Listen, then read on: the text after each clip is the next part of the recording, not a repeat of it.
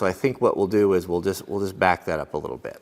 Just give ourselves about an inch or so. So when mounting your vise, you don't want to just stick it anywhere with a couple of lag screws like some Philistine. You want to do it right. There's a couple things you might want to consider.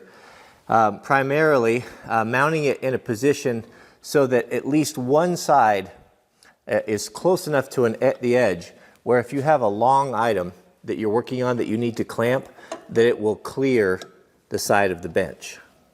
Just like we have here with this long screwdriver. Because what I've found in the past is when I had long items that were 4 or 5 feet long, is if the vise was pushed back like this, they ran into the table. And that was always kind of a hassle.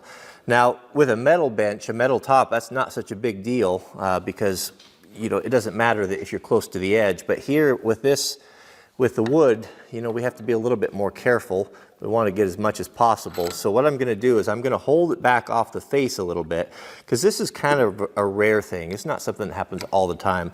But if you do run into it and you need to do it, then you can turn your vise off to the side and you can clamp something all the way to the floor. Now, once you establish that, go ahead and we'll rotate this back around. This is going to be the front side here, and we don't want to be too close to the edge there, so I think what we'll do is we'll just back that up a little bit.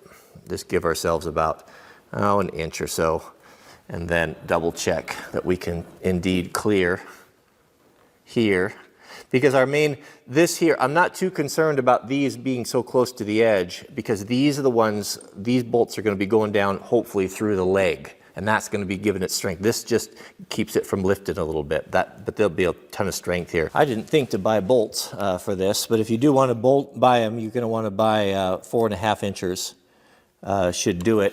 One thing that's kind of handy, you can to get by in a pinch, there's nothing wrong with it, is to get yourself a piece of all thread, a couple different sizes, and to just have a handful of nuts. That way you can make your own bolts, whatever length you want.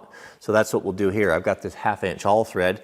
And we'll just cut 4 pieces, and we'll just kind of custom make our own bolts here. So that'll stick up, let's say 3/4, 1/2 inch or so. So I'm gonna cut these at 5 inches, 4 at 5.